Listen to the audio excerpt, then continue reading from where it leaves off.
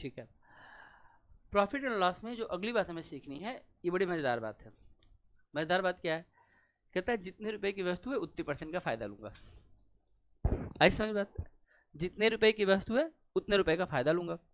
इस बात को मैं एक टेबल के माध्यम से पहले पढ़ते हैं। आपको पता है जहां भी टेबल बनाते हैं वो बात इंपॉर्टेंट हो जाती है। तो अब देखेंगे कि जिससे मान लीजिए मैं कह रहा हूं कि 10 रुपए की कोई वस्तु है, इसका कॉस्ट प्राइस 10 रुपए का है, तो इसका सेलिंग प्राइस कितना होगा? अब आपको सोचना है, बता सकते हैं सेलिंग प्राइस कितना होगा? नहीं, 10 रुपए की वस्तु पर 10 रुपए का फायदा नहीं है, 10 रुपए की वस्तु पर 10% का फायदा। जितने की वस्तु है उतने परसेंट का फायदा है। 10 रुपए का 10% कितना होता है? 1। किसी भी चीज का 10% क्या होता है? एक जीरो हटाओ 10% पाओ। पढ़ा है ना आप लोगों ने सब चीजें? तो अगर हम इसके जीरो को हटा देंगे तो हमें 1 का फायदा होगा, चीज कितने में बिकेगी? 11 की। चलो अगर बताओ 20 रुपए की चीज होगी तो सेलिंग प्राइस बनाओ। फिर से 22। 20 रुपए अरे 20 रुपए तो सीपी है ना, और 20% फायदा कमाना है, तो अब 20 का 20% निकालना है, 10% नहीं निकालना है। तो 20 का 20%, 20 का 10% कितना होगा? 2, और 20% कितना हो जाएगा? 4। तो 4 का फायदा कमाएंगे ना। 20 का 20%, मैं करके दिखाऊं आपको। 20 प्लस 20% ऑफ 20, ये पूरा प्रोसेस है।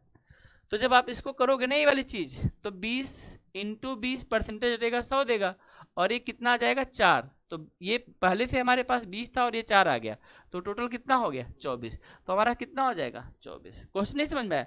जितने की वस्तु उतने परसेंट का फायदा। अगर 10 रुपए की वस्तु है 10% फायदा कमाएंगे, 20 रुपए की वस्तु है 20% का फायदा कमाएंगे, 30 रुपए की वस्तु है 30% का फायदा कमाएंगे। अच्छा बताओ, अगर 30 रुपए की वस्तु होगी तो कीमत कितना होगा? 30 का 30% कितना होता है? 30 का 30% कितना होता है? वे क्या कर रहे हो तुम लोग भाई? 30 का 30% कितना होता है? हाँ, 9 हो जाएगा, तो 39 हो गया। 40 का 40% कितना होता है? अरे यार क्या कर रहे हैं तुम लोग यार? 50 का 50% कितना होता है? अबे क्या कर रहे हैं तुम लोग? कर क्या रहे हैं तुम लोग? 50 का 50% भाई, 50 का 50%, 50 का 50%, 50 का 25 का फायदा कमाएंगे, तो आ गया 75। चलो बताओ, 60 रुपए की चीज होगी, कितने में बेचूं इसको? कैसे पता चला? 60 का 60% कितना होता है? 36। 36 और 60 कितना हो जाएगा? बोलो 96। बोलो 70 का 70% कितना होता है? बोलो सही, 70 का 70% कितना हो जाएगा? 49 हो जाएगा। जोड़ो 50 इसमें, 120, कितना हो जाएगा? कर क्या रहे हो यार? अच्छा देखो मेरी तरह जोड़ो। देखो मैं भी जोड़ से बड़ा दूर रहता हूँ भाई, मुझे मैथ बिल्कुल पसंद नहीं है, सच पूछो। मैं तो मैथ के अंदर इतना लॉजिक है इसलिए मुझे मैथ पसंद है। मैं उसके लॉजिक को देख के दंग रह गया, तब तो मैंने मैथ सब्जेक्ट को चूज किया। आई बात समझ? 70 का 70% क्या है? अब 49 है, 49 पढ़ूंगा नहीं, इसको 50 - 1 पढ़ लूंगा, तो जोड़ने में आसान हो गया। 70 और 50 से 120 से पहुंच गए। एक मैंने ज्यादा बढ़ाया था, कम कर लूंगा, 119 आ गया। और तुम क्या कर रहे? जोड़ने गलती करे हो, इसी होता है।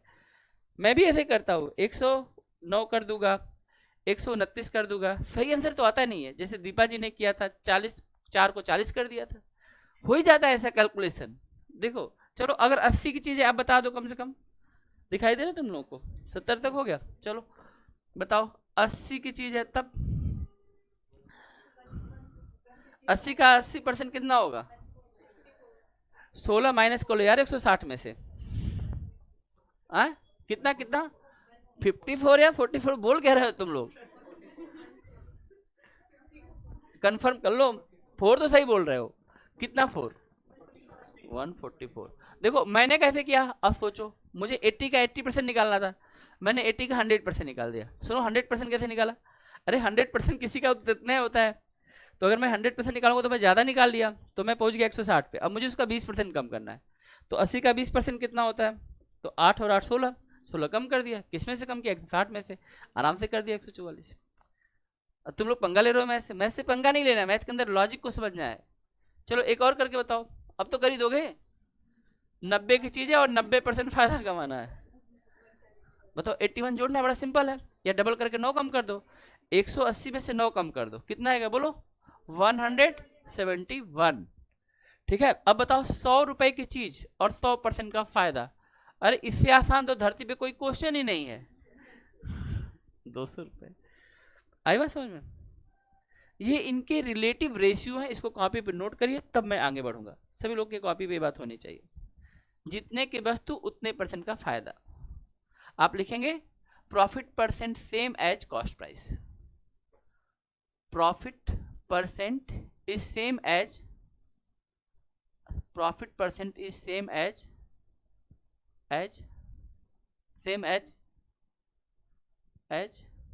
Percentage of cost price, percentage of cost price. ये लास्ट में आप देखेंगे मैंने एक फार्मूला लिखा है, CP is equal to 100 root में 25 प्लस SP, और जो भी इसकी वैल्यू आएगी इस पूरे की, उसमें से हम लास्ट में 50 माइनस कर देंगे। ठीक है, तो आप इसको नोट कर लीजिए, मैं आगे बढ़ता हूँ फिर। चलो बेटा, अब मैं एक बात बताता हूँ, आप लोग देखिएगा। क्वेश्चन में हम लोगों ने बड़ी सीधी बात की थी। अब इतना आसान तो क्वेश्चन नहीं देगा ना कि 10 रुपए की चीज़ है और 10% का फायदा हो, तो बताओ सेलिंग प्राइस के उल्टा देगा। उल्टा क्या कहेगा कि एक वस्तु को हमने जो है उसकी सेलिंग प्राइस 11 रुपए है, और आपको ये बताना है कि यह वस्तु कितने की थी, जबकि इस वस्तु को जब हम बेच रहे थे तो उतने % का फायदा हो रहा है जितने की वस्तु है। तो केस हो गया उल्टा। इस बात को समझने के लिए मैंने आपको लास्ट में एक फार्मूला दिया है, और इस फार्मूले का मैं प्रयोग करता हूँ पहले क्वेश्चन में। तो मुझे पता है कि अगर क्वेश्चन मुझे सेलिंग प्राइस दे रहा है और मुझसे कॉस्ट वाइज पूछ रहा है, तो मैं इस वैल्यू को यहाँ पे रखता हूँ। कहाँ पे? यहाँ पे। और अगर मान लीजिए मैं यहाँ पे 11 रख दूँ, तो 25 और 11 की वैल्यू कितनी हो जाएगी, जोड़ के बताइए। 25 और 11 की वैल्यू हो जाएगी 36। वेरी गुड, बहुत बढ़िया। तो अगर 25 और 11 की वैल्यू 36 हो गई, 36 की रूट वैल्यू कितनी होती है? 6। तो 6 आएगा, और 6 में 10 का मल्टीप्लाइड करेंगे कितना हो जाएगा? 60। और 60 में से अगर 50 माइनस कर देंगे तो कितना आ जाएगा? 10। फिर से मेरी बात को सुनिए, एकदम ध्यान समझिएगा। ये मैंने तभी लिखा कि ये फार्मूला इंपॉर्टेंट है। वैसे हमारे लिए कोई बड़ी बात अब नहीं है, 11 की बेच रहे हो तो मैं पता है कॉस्टिंग 10 की है, क्योंकि हम लोग इतने महान हैं, हम लोग रट लेंगे। अच्छा, 24 वाले में 20, 30, 39 वाले में 30, 56 वाले में 40, 75 वाले में 50, और मेनली इन्हीं वैल्यू में से आपके एग्जाम में आ जाएगा। तो आप तो रट्टाफिकेशन में सबसे आगे हैं, क्यों कैलकुलेशन करना, आपको पता ही है। अच्छा, एक और मजे की बात है, जैसे यह वैल्यू 30 से ज़्यादा आ रही है तो पता चल गया कि जो भी वैल्यू होगी उसकी 30 से छोटी वैल्यू होगी। एग्जाम में 4 ऑप्शन होंगे, हम बेसिक तरीके से बारी बारी ऑप्शन लेके उसका उतना % निकाल के कर लेंगे। एक हमारे पास ये भी तरीका है, रट के हम कर सकते हैं, ठीक है। लेकिन हमारे पास ये फार्मूला भी है। फार्मूला जैसे मैं एक दूसरा दिखाता हूँ। मान लीजिए जब 24 रखिए, आप 25 में 24 को जोड़ो सही, 50 नहीं होगा, 49 होगा। 49 की वैल्यू कितनी होती है? 7। तो 7 दाम में कितना हो जाएगा? 70 में से 50 माइनस कर लो। किसी भी वैल्यू के लिए अगर ऐसा क्वेश्चन बनता है तो ये फार्मूला काम करेगा, चाहे वह लिस्ट में शामिल है चाहे नहीं शामिल, इसलिए फार्मूला इंपॉर्टेंट है। आई बात समझ में? बाकी तो आपके पास लिस्ट है, आप लिस्ट से भी कर सकते हैं। लेकिन मैं एक बात और बताना चाहता हूँ, इस क्वेश्चन के एक आंसर नहीं होते, 2 आंसर होते हैं। आप में से कोई बच्चा ये मुझे बता सकता है कि इस क्वेश्चन के 2 आंसर कैसे आएंगे और क्या आंसर होगा? जैसे मैंने एक चीज कहा कि अगर हम 10 रुपए की चीज को 11 में बेचें, यानी अगर कोई चीज 11 में बेची जा रही है तो वह वस्तु जितने की उतने का ही फायदा है। तो 10 रुपए की वस्तु पर 10% का फायदा हो गया। ऐसी कोई दूसरी वैल्यू है जो जितने की है उतने में बेचे और 10% का फायदा, मतलब जितने की वैल्यू है उतने % का फायदा करा रही है? और इसका जवाब हमने एक क्या निकाला कि 10 रुपए की वस्तु और 10% का फायदा करा, और इसका जवाब हमने क्या निकाला है? 11। तो 11 पर और कोई वैल्यू है क्या कि जितने की है उतने % का फायदा करा रही है? तो ये बात कैसे हमने कहा कि इसकी 2 वैल्यू है? ध्यान रखो, एक शब्द है रूट। रूट डरते हो कि अच्छा लगता है? रूट बड़ा गंदा लगता है ना, रूट डेसिमल, ये सब क्या बकवास है। रूट क्या कहता है कि देखो मेरी उत्पत्ति ऐसे हुई, x square is equal to मान लो कि 4, तो x is equal to root 4। एक एग्जाम्पल ले रहा है, x square is equal to 4, तब x पे रूट लगा, तब x की वैल्यू निकालते समय, मतलब 2 पावर में कोई चीज थी, और कोई चीज अगर 2 पावर में तो उसके अंदर 2 वैल्यू छिपी होती है। कोई चीज 3 पावर में होती है तो उसके अंदर 3 वैल्यू, कोई चीज 4 पावर में जाएगी तो उसके अंदर 4 वैल्यू। नंबरों की जो पावर होती है उनके पावर में होती है, उनके पावर में। अगर किसी चीज पे 1 पावर, जैसे हम कोई नंबर लिखते हैं तो उसमें सिंपल 1 पावर है, लेकिन 2 पावर लिखा तो 2 वैल्यू के साथ हम फाइट करेगी, 3 पावर लिखा तो 3 वैल्यू के साथ फाइट करेगी। समझ में आया? तो अगर हम किसी नंबर पर 2 पावर लगाते हैं तो उसके अंदर 2 वैल्यू है, और हम निकालते गए तो रूट में चली गई। इसलिए रूट से जब कोई वैल्यू निकलती है तो 2 वैल्यू देती है, एक वैल्यू प्लस और दूसरी वैल्यू माइनस। ठीक है, एक वैल्यू प्लस और एक वैल्यू माइनस। तो आप ध्यान दीजिएगा, जब हम यहाँ पर इस वैल्यू के साथ सॉल्व करेंगे और हमने कहा कि एसपी की वैल्यू हमने 11 रखी थी, तो 11 और 25 36 आया। और नॉर्मली के केसेस में हम लोग पॉजिटिव वैल्यू को लेके सॉल्व कर लेते हैं, लेकिन जब बात प्रश्न है कि इसके अंदर कितनी वैल्यू छुपी है तो हम दूसरी वैल्यू को भी तो कंसिडर करेंगे। तो अगर ये 36 आए तो -6 आ जाएगा, अब -6 आ जाएगा। अब -6 की जो है -6 का अगर करेंगे तो -6 × 10 करेंगे कितना हो जाएगा, करो सही, -6 × 10 कितना हो जाएगा, -60। -60 यहाँ पर और -50 यहाँ पर कितना आ गया, कितना आ गया, -110। तो एक हमारे पास वैल्यू आ गई -110। आई बात समझ में? अब देखो -110 कैसे हुई, ये बात तुम्हें सेटिस्फाइड भी तो करना चाहिए। जैसे यहाँ पर आपको समझ में आया कि 10 का 10% 1 है, आप में से कोई बच्चा इस बात को सेटिस्फाइड कर सकता है कि -110 यहाँ पर कैसे सेटिस्फाइड करेगा? आपको समझ देते हैं 1 मिनट का। पॉजिटिव वैल्यू के साथ तो हमने वैल्यू निकाल ली, निगेटिव वैल्यू के साथ आप कैसे निकालेंगे? आप इस बात को ध्यान दीजिएगा। आप इस तरह के क्वेश्चन में बता रहा हूँ, एकदम सिंपल सा तरीका बता रहा हूँ, अब कुछ करना नहीं है। आपका आंसर तो पहली बात की पॉजिटिव लेता है, आपको करना क्या है, यहाँ पर एसपी की वैल्यू पुट कर देनी है। एसपी की वैल्यू दी रहेगी और आपसे पूछा जाएगा इसका कॉस्टिंग कितनी है। एसपी की वैल्यू दी रहेगी और आपसे पूछा जाएगा कॉस्टिंग कितना है। तो आप आराम से इस क्वेश्चन को बना सकते हैं। जैसे मान लीजिए हमने यहाँ पर एसपी की वैल्यू सपोज करिए, थोड़ी बड़ी वैल्यू लेता हूँ मैं, 75 ले लेता हूँ। अब 75 यहाँ पे रखिए आप। अब 75 और 25 कितना हो जाएगा, 100। √100 की वैल्यू क्या हो जाएगी, 10। 10 × 10 कितना हो गया, 10 × 10 20 हो जाएगा। गजब का कैलकुलेशन है। 100 हो जाएगा, 100 में से 50 माइनस करें कितना आएगा, 50। तो आप इसको सीपी को तो निकाल ही लेंगे। तो ये बात तो आपको समझ में आ गया, जितने की वस्तु उतने % का फायदा, इसमें हमें देगा सेलिंग प्राइस और हमको निकालना पड़ेगा कॉस्ट प्राइस। फार्मूला हमारे पास क्या है, फार्मूला हमारे पास कहते हैं पहले आप लिखो 10, फिर रूट के अंदर जाओ, फिर लिखो 25 और अब प्लस करो। क्या प्लस करोगे, जो एसपी दिया है। अब ये जो भी वैल्यू आएगी इसमें से 50 माइनस कर देना और आपके पास निकल जाएगा। तो आपको एक ये वाली चीज रट्टाफिकेशन करना है। रट लेंगे कि नहीं? अब रट लेंगे तो कैसा भी क्वेश्चन कर लेंगे, नहीं तो अगर इसमें से वैल्यू नहीं आएगा तो आप कैसे करेंगे? जैसे कि मैं एक क्वेश्चन बोल रहा हूँ, आप लोग लिखिए। चलिए एक क्वेश्चन मैं बोलता हूँ, आप लोग लिखिए, सभी लोग लिखेंगे, लिखिए। चलिए मैं बोल ही देता हूँ, आप लोग लिख लीजिए, सभी लोग लिखेंगे, मैं लिखूंगा नहीं। लिखिए, an article is sold, an article is sold, an article is sold on rupees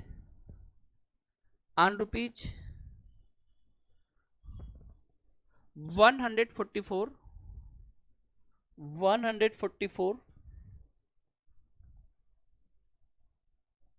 at a profit percent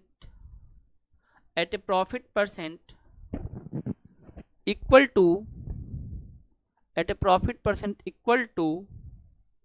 the cost price of the at the profit percentage equal to cost price of the article, find the cost price। आप सभी लोगों ने बता दिया कि 80 है। Genius बच्चे मेरे पास बैठे हैं, इतना तेज कैलकुलेशन कर कैसे दिया आप लोगों ने? आपने कहा सर ये कौन सी बड़ी बात है, वो देखो 144 ऊपर से सेकंड रो में दिख रहा है, वही तो क्वेश्चन आपने दिया था। और 144 का जवाब क्या होगा, 80। ठीक, हमारे सामने केवल यहाँ पर इस बुक के आधार पर 2 ही क्वेश्चन, एक क्वेश्चन में 24 लिखा है। अब बताइए अगर सेलिंग प्राइस 24 होगा तो आपका आंसर क्या हो जाएगा, 20। और आपके पास तो एक नहीं 10 क्वेश्चन है आपके पास में, और आगे भी बहुत सारे क्वेश्चन है। तो ये लिस्ट आप लोग चट कर जाइएगा और ये फार्मूले के साथ में। तो इसमें हमने क्या सीखा, इसमें जितने % की वस्तु होगी उतने ही % का क्या होगा, हाँ, जितने की वस्तु होगी उतने % हम प्रॉफिट करा रहे हैं। अगला केस हम सीखेंगे, जितने की वस्तु होगी उतने % का हम लॉस कराएंगे। चलो ठीक है, तो हम इसको देखेंगे और इसमें मैं आपको दोनों वैल्यू फिर निकालने के लिए जरूर बोलूंगा, और इसमें तो निकाल के दिखा भी दूंगा। एक आपके लिए छोड़ दिया हूँ जो आप रिसर्च करिए। तो अभी तक हमने कहा था प्रॉफिट परसेंटेज, इसमें क्या था हमारा, प्रॉफिट परसेंटेज इक्वल टू क्या, equal to percentage of cost price. Cost price के जितना ही हम प्रॉफिट परसेंटेज कमा रहे थे, लेकिन अब यहाँ पर क्या करेंगे हम लोग, लॉस उठाएंगे। क्या उठाएंगे, लॉस। तो लॉस परसेंटेज होगा ये परसेंटेज ऑफ कॉस्ट प्राइस। ठीक है, जितने की वस्तु उतने % का लॉस। तो मैं यहीं पर आपको ये लिस्ट फिर से बना देता हूँ। केस बदल गया है, एक ऐसा केस हो गया है लॉस का, और पहले वाला कैसा था, last percentage is equal to percentage of CP, और इससे पहले वाला केस क्या था, प्रॉफिट का। तो चलो अब हम ये सारी वैल्यू बनाएं। चलो अगर 10% की कोई चीज़ हो, हालांकि ये तो आपको दिया नहीं रहेगा, सीपी नहीं दिया रहेगा, उल्टा दिया रहेगा, लेकिन अपने डाटा को हम लोग बड़ा कर दें। तो 10% पे अगर 10% का लॉस हो गया, 10 रुपये पे 10% का लॉस हुआ, तो चीज़ कितने की हो जाएगी, अगर ये 10 रुपये की तो ये चीज़ कितने की हो जाएगी, 9 की। और अगर यहाँ पर हम 4 का लॉस कर लें तो कितने की हो जाएगी, 16 की। यहाँ पर अगर हम 9 रुपये का लॉस कर देंगे तो चीज़ कितने की हो जाएगी, अगर हम यहाँ पर 16 रुपये का लॉस कर दें तो बताइए, 16 का लॉस कर देंगे तो 24 का। अगर हम इसमें 50 का लॉस कर दें तो बताइए, 50 में 50% का लॉस कर देंगे तो कितना, कितना हो जाएगा, 50 का 50%, नहीं 50 का 50%, 25 होगा ना, 50 का 50% 25 होगा, 25 का लॉस होगा तो 25 की चीज़ हो जाएगी। अब 60 का 0 कोई सा नहीं होगा, क्योंकि उस वैल्यू का उतना परसेंट लॉस कर रहा है, सिर्फ 100 में 0 होगा। देखो 60 का 60% करो तो अगर 40% आ जाएगा, कितना आ जाएगा बोलो, 24। अब देखो 70 वाले में देखो, 70 का 70% कम करने, इसका 30% बचेगा तो 21 आ जाएगा। यहीं से तुम्हें एक साइक्लिक वैल्यू देखने को भी मिलेगा। ठीक है, ये देखो 21 कौन दे रहा है, 30%, और 21 कौन दे रहा है, इसे तुम्हें दो वैल्यू जनरेट करेगा, तो रूट की वैल्यू यहाँ पर तुमको प्रॉपर काम करती हुई दिखाई देगी। अब 80 का 20% कितना होता है, 16, देखो आ गया। 90 का 90% कम कर दोगे तो 10% बचेगा तो 9। 100 का 100% कम कर दोगे 0। वैल्यू रिपीट तुमको कहीं दिखाई दिया, दिया है ना 40 60 में, देखो 40 60 में है, 50 वाले में तो वही है, 60 70 30 में होगा, 80 20 में होगा, 90 10 में होगा, यही तो है सब। नोट कर लीजिए आप लोग, और फार्मूला मैं लिख दे रहा हूँ लास्ट में। फार्मूला में कुछ नहीं करना है, यहाँ पर जो SP प्लस का था ना बेटा, वही SP में माइनस लगा लो बस। ठीक है, बाकी सेम फार्मूला रहेगा, जहाँ SP हम प्लस कर रहे थे वहाँ हम SP माइनस कर लेंगे। आप लोग नोट कर लीजिए, फिर मैं आगे बढ़ता हूँ। जितने की वस्तु है उतने % का प्रॉफिट, जितने की वस्तु है उतने % का लॉस। क्वेश्चन चलेगा सेलिंग प्राइस से, पूछेगा कॉस्ट प्राइस। अगर कॉस्ट प्राइस दे देगा तो हम मैनुअल नहीं कैलकुलेट कर लेंगे फिर, तो इसीलिए हमेशा सेलिंग प्राइस देगा और पूछेगा कॉस्ट प्राइस कितना है। आप इसको फार्मूले से पहले देख लीजिए मेरे हिसाब से। जैसे मान लो हम पहला क्वेश्चन 9 ले लेते हैं और यहाँ पे 9 रखते हैं हम, आप में से 25 में से कोई भी 9 माइनस करिए, 16 आएगा, 16 की वैल्यू 4 आ जाएगी। अब इसमें दोनों वैल्यू तो मैं सेटिस्फाइड करवाऊंगा, तो 4 आएगा तो प्लस 4 लो, तो 40, 40 में से 50 जाएगा तो कितना आएगा, तो -10 से कोई मतलब तो नहीं है, 10 आ गया। और अब देखो, अगर इसको माइनस में लो, माइनस में लो, माइनस में लोगे तो क्या हो जाएगा, तो यहाँ पे रखोगे आप कितना 9, तो 9 माइनस करोगे 16, 16 का आ जाएगा 4, -4 लोगे तो -40 आएगा, और -50 कितना हो गया, -90। अब देखो -90 मतलब 90, ये आ गया। 90 वाले केस में यहाँ पे देखो 9 है, और 10 वाले केस में वहाँ पे 9 है, तो 2 CP निकाल लोगे कि नहीं निकाल लोगे, तो डिपेंड करता है कि आपके ऑप्शन में क्या दिया गया है बेटा। जो भी आपके ऑप्शन में दिया रहेगा आप उससे कर लेना। तो ये लिस्ट पहले बना लीजिए, फिर हम इस पर एक क्वेश्चन बोल देते हैं, आप कर लीजिएगा। ठीक है, एक क्वेश्चन लिखिए, आप लोग लिख के बताइए, लिखिए लिखिए, बोलता हूँ मैं, लिखूँ, आपको लिखना पड़ेगा सभी लोगों को। लिखिए, an article is sold on ₹21, A article is sold on ₹21, an article is sold on ₹21 at a loss percent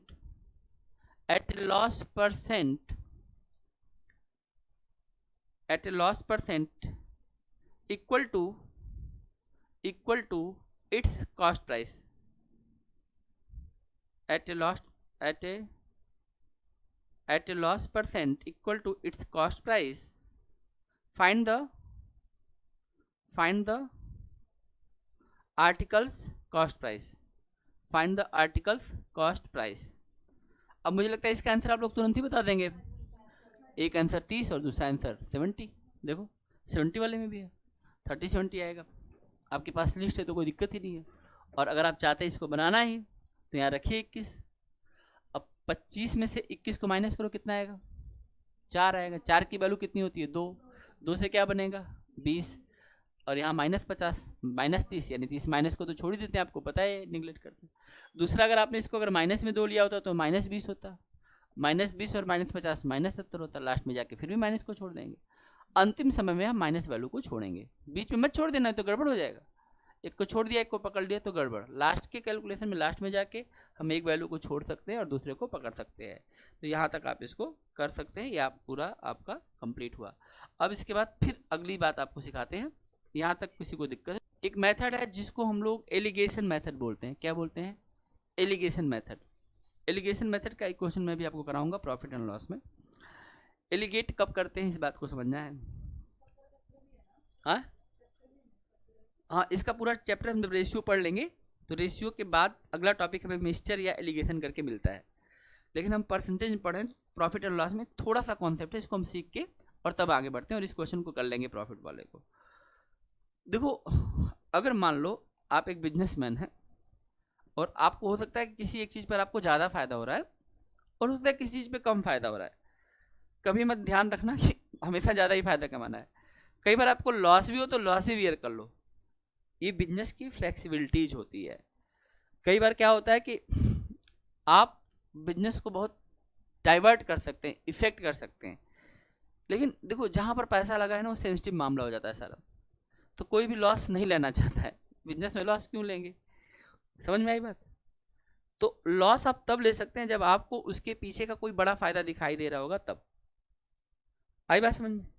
कोई बड़ा फायदा आपको दिखाई दे रहा है तो आप कहीं लॉस भी कर सकते हैं। बिजनेस में लॉस लेना तो बहुत ज़्यादा जरूरी है।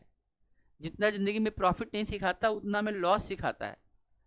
या आप ये कहें कि अगर एडिसन की बात करें तो एडिसन महोदय ये कहते थे कि जिंदगी में सक्सेस का तो इतना इंपॉर्टेंट ही नहीं है, अनसक्सेस का बहुत इंपॉर्टेंट है। उन्होंने कहा बल्ब न जलने के लाखों तरीके मेरे पास हैं, लाखों थ्योरियां पड़ी हुई हैं, और एक एक थ्योरी मुझे वहां पे पहुंचाती है जहां पर बल्ब जलता है। क्योंकि मुझे पता चल गया इस तरह से करूंगा तो नहीं जलेगा, तो ये वाला रास्ता बंद, इस तरह से करूंगा तो नहीं होगा। और इसमें उन्होंने कहा था कि अगर आप जिंदगी में सफल होना चाहते हैं तो अपने असफलता की दर को, मतलब रेट ऑफ जो अनसक्सेस को डबल कर दीजिए, आप जिंदगी में सफल हो जाएंगे। तो असफल कौन होता है दुनिया में? कौन ऐसा है जो पूरी तरह सही है? सभी से कुछ ना कुछ गलतियां हो रही हैं, होनी भी चाहिए, नहीं तो सीखें कैसे? बस बुद्धिमान आदमी क्या करता है, वो दूसरे की गलतियों से सीख जाता है। गलती कोई और कर रहा है और उसके बाद भी नहीं सीख रहा है और आप सीख गए। आई बात समझ में? आपको आगे तो बढ़ना है, बढ़िया आगे, लेकिन अच्छी चीज़ों के साथ आगे बढ़ जाइए। आई बात समझ में? तो हम आज आपको ये चीज़ बता रहे हैं कि ऐसे क्वेश्चन में जिसमें हमें एक में ज़्यादा प्रॉफिट हो रहा है, एक में कम प्रॉफिट हो रहा है, तो ओवरऑल हमारे साथ क्या होगा? हमको जो प्रॉफिट मिलेगा वह ज़्यादा और कम के बीच का मिलेगा। यही एलिगेशन का सिद्धांत है। एलिगेशन हमसे क्या कहता है? एलिगेशन हमसे कहता है कि अगर आप प्रॉफिट की बात कर रहे हैं और आपने दो चीज़ों को अलग अलग रेट में बेच दिया, एक में मान लीजिए आपको मिल गया 25% का फायदा, दूसरे में मान लीजिए आपको 10% का फायदा मिल गया, तो आपको जो ओवरऑल फायदा हुआ है वह कभी ना 25 का होगा ना 10 का होगा, 10 और 25 के बीच में होगा। या मान लीजिए एक पे आपने 10% का लॉस उठा लिया और दूसरे पे 10% का फायदा उठा लिया, तो आपका जो प्रॉफिट है वह 10% लॉस और 10% प्रॉफिट के बीच में कहीं भी हो सकता है। अब डिपेंड करता है कि वॉल्यूम कितना आपने किया। जैसे अगर आपने महंगी चीज को ज्यादा प्रॉफिट पे उसकी संख्या ज्यादा बेची है और सस्ती चीज को आपने कम बेचा है, तो आपका प्रॉफिट का परसेंटेज महंगे करीब होगा। और अगर आपने सस्ती चीजों को ज्यादा बेच दिया और महंगी वाले को कम बेचा, मतलब कम प्रॉफिट पे ज्यादा चीजों को बेचा है और अधिक प्रॉफिट पे कम चीजों को बेचा है, तो आपका जो प्रॉफिट है वो कम चीज के करीब होगा। और अगर आपने दोनों को बराबर बेचा है तो आप उसके बीचों बीच में होंगे। ये एलिगेशन का एक छोटा सिद्धांत है। इसके लिए एक रूल है, मैं अभी आपको बताऊंगा। पहले मैं आपको एक क्वेश्चन लिखवाता हूँ, क्वेश्चन लिख लीजिए, आप अपने से भी उसका आंसर बताइए, फिर हम एलिगेशन से भी उसको करके देखते हैं। तो आप लोग सभी लोग एक क्वेश्चन के साथ आगे बढ़ेंगे। चलिए मैं लिखूंगा नहीं क्वेश्चन, मैं बोलूंगा, आप लोग लिखिए, सभी लोग लिखेंगे। लिखिए, बाइंग 2 वॉचेज, ये अगला टाइप है, इस चैप्टर में हम आगे बढ़ चुके हैं। Buying 2 watches, buying 2 watches on rupees 1500, buying 2 watches on rupees 1500. A person sells one watch, a person sells one watch at 12% profit.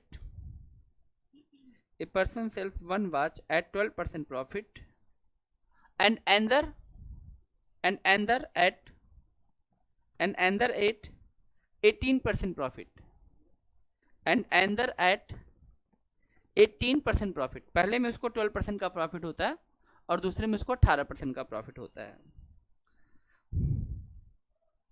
On the whole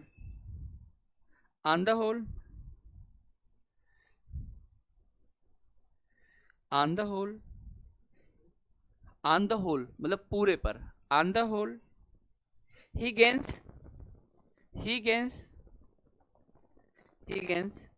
17% profit. 17%. He gains 17% profit. Find the ratio between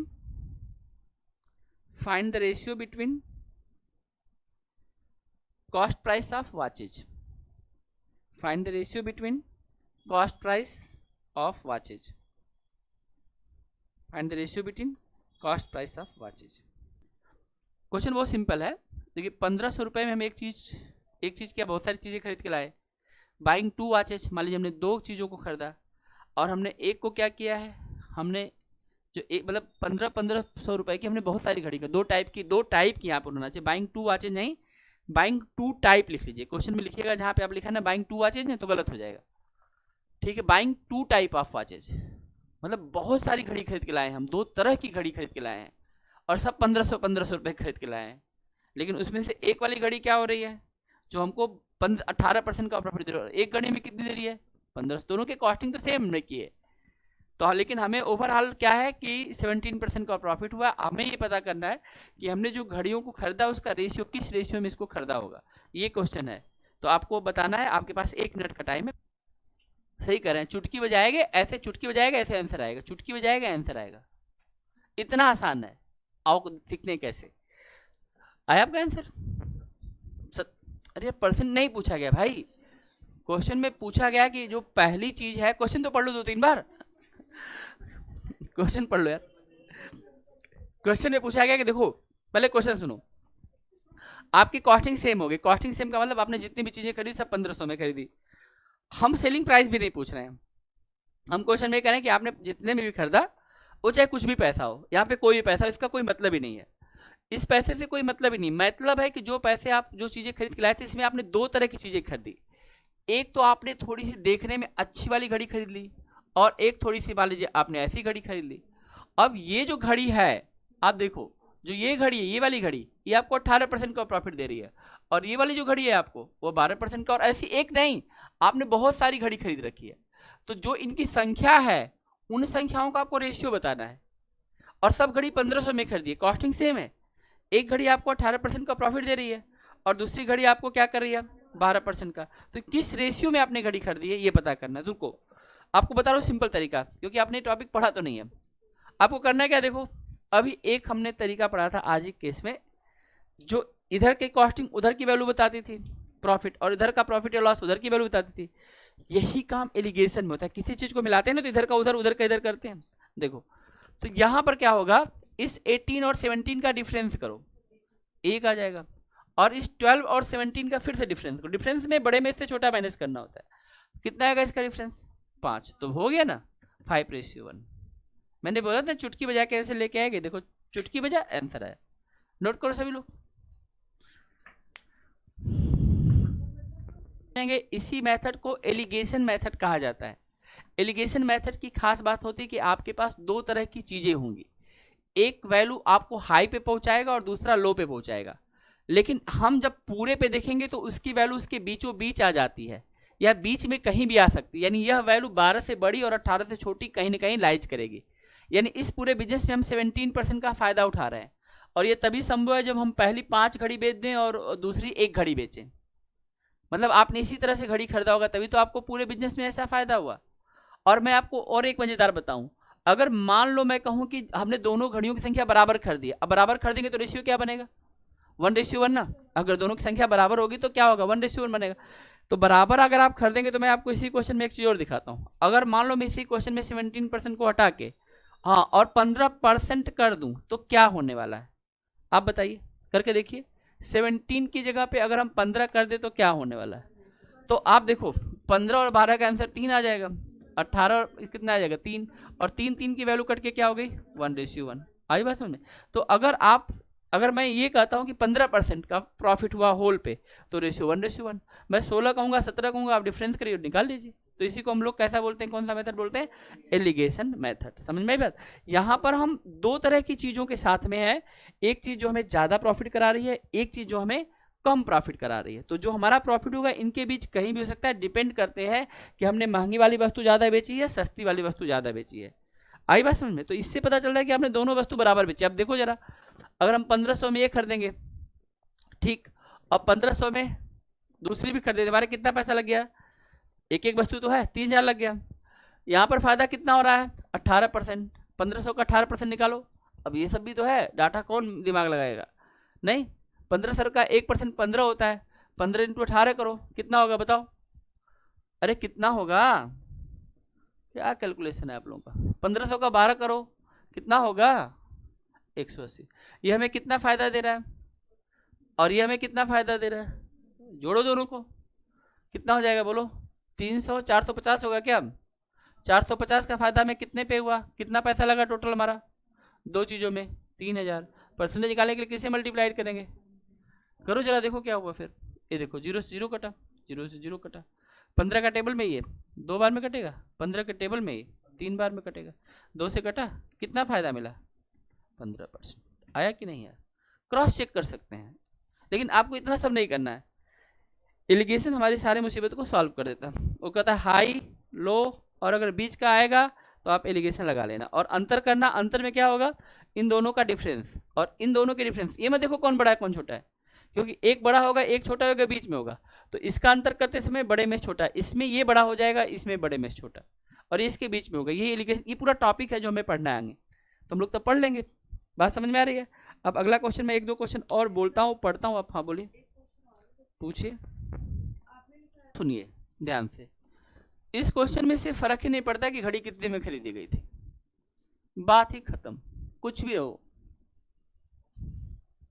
आप, ये मामला है कि आपने किसी चीज को उतने पैसे में खरीद के लाए हैं, जितने में खरीद के लाए हैं, सब एक रेट में खरीद के लाए हैं।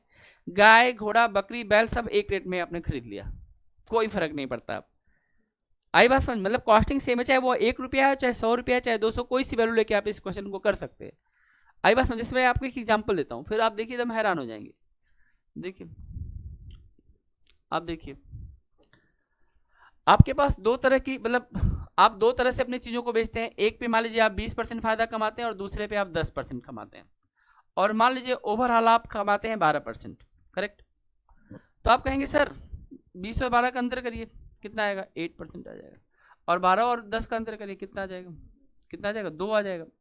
ये आपस में कट जाएंगे और इसकी वैल्यू फिर 1:4 पे चली जाएगी, करेक्ट है? आप इस बात को ध्यान रखिए। तो इसका मतलब आपने अगर इस तरह की एक वस्तु बेची है तो इस तरह कितनी वस्तु बेचनी पड़ेगी? 4। अब आप उसकी कुछ भी कीमत रख लीजिए, में कोई फर्क नहीं पड़ता है। आई बात समझ में? तो वहां पर कॉस्टिंग से कोई मतलब ही नहीं है। बेसिकली ये मैटर ही चल रहा है एलिगेशन का। एलिगेशन में एक आपको हाई प्रॉफिट देगा, आपको कम प्रॉफिट देगा, ये लो प्रॉफिट देगा, ये लॉस दे देगा। आपको यही करना है, इनका डिफरेंट करके किस रेशियो में ये चीजें हैं। इसका मतलब जो आपको ज्यादा चीजें दे रही है आपने वो एक ही बेचा है, और इस कंपेयर में इस तरह की 4 वस्तुएं बेच दी है। अभी कितनी भी इनकी संख्या पूछा ही नहीं है, इसलिए रेशियो पूछा है। आई बात समझ में? इसके कॉस्टिंग से मतलब नहीं है, कॉस्टिंग दोनों की समान है। यहाँ पर जितने में ये चीज खरीदी है उतनी में ये चीजें हैं। यहाँ पर कॉस्टिंग क्या है बताइए? कॉस्टिंग क्या है? कॉस्टिंग इक्वल है। जैसे एक फ्रूट वाला फ्रूट खरीद के लाता है, बहुत सारा कई किलो लेके आता है, कुछ फ्रूट वो 20% लाभ पर बेचता है, और बाद में लगता है फ्रूट खराब हो जाएगा तो 10% प्रॉफिट पे बेच देता है। तो ओवरऑल उसको क्या हुआ? 12% का फायदा हुआ। तो हम पता कर सकते हैं कि उसने कितना महंगा बेचा होगा और कितने सस्ते में बेचा होगा। इसमें एसपी का कोई मतलब ही नहीं होता है, एलिगेशन में एसपी का कोई मतलब ही नहीं है। सीपीएसपी के इनफाइनाइट वैल्यू है। जब भी कोई क्वेश्चन रेशियो के थ्रू चलता है, जब भी कोई चीज परसेंटेज के थ्रू चलता है, तो वह इनफाइनाइट डाटाओं के साथ चलता है। एक वैल्यू नहीं है, फिर वह अनंत वैल्यू, अनंत कॉस्ट प्राइस पर अनंत सेलिंग प्राइस होगी। परसेंटेज का मतलब वो सभी के लिए लागू हो गई, सभी के लिए वो बात है। समझ में आई बात? तो ये बात ध्यान रखना। तो इसमें ये कोई गलती करेगा नहीं। हाँ, अगर वो देगा कॉस्ट प्राइस तो फिर आपसे सेलिंग प्राइस अलग अलग पूछेगा, तो वो तो आसानी से आप बता सकते हैं। हाँ, अरे फ्रैक्शन से तो और आसान है, ये सब तो कोई दिक्कत नहीं है। ये सब हम पढ़ेंगे, जो आप कर रही है ना, ये सारी चीज़ें पूरा मिक्सचर का पार्ट है। तो अगर हम इसको आगे लेके चलेंगे तो मिक्सचर बढ़ जाएंगे। बस हमें ये क्वेश्चन दिखा रहा था, इसलिए मैंने आपको एक क्वेश्चन दे दिया। लेकिन मैं एक क्वेश्चन और चाहूँगा कि आप लोग इसमें करिए और इसको करके आप लोग बताइए, ठीक है? लिखिए जरा, ठीक है। अब आपको एक क्वेश्चन दे रहा हूँ, आप लिखिएगा, बहुत अच्छा क्वेश्चन है। लिखिए, लिखिए, a man had bought 2 old scooters. Question आपको लिखना पड़ेगा, a man had bought, BOUGST, क्या बोलेंगे इसको? हाँ, bought 2 old scooters. A man had bought 2 old scooter for rupees 1,80,000। A man had bought 2 old scooter for rupees कितना लिखा? 1,80,000 लिख दिया? नहीं, एक जीरो हटा दीजिए, 18,000। इतना 1,80,000 कहाँ से स्कूटर आ जाएगा? 18,000, ठीक है। एक तो ओल्ड स्कूटर है, फुल स्टॉप लिखिए। He sold one scooter at 25% profit. He sold one scooter at 25% profit, and second one at 20% loss, and second one at 20% loss. आगे लिखिए, he neither get profit he neither get profit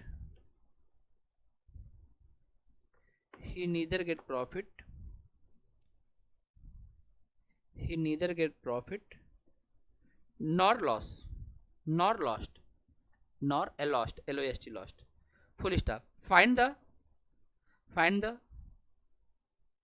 scooters cost price respectively.